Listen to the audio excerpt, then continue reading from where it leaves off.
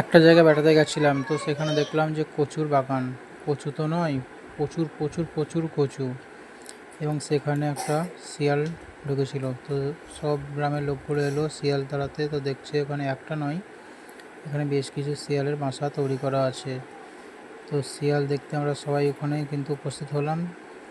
পরে কচুর বনগুলো একটা একটা করে সব দেখতে লাগলাম। তারপরে অবশ্যই দেখলাম যে শিয়াল নয়, একটা ছাগল ঢুকেছিল।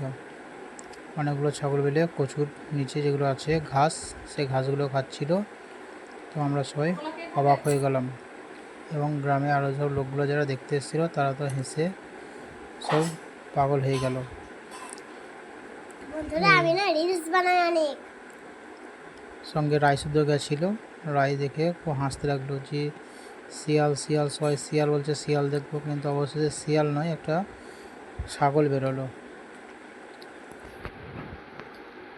বন্ধুরা এখানে না আমি গেছিলাম, খুব মজা হয়েছিল, জিও করতে গেছিলাম।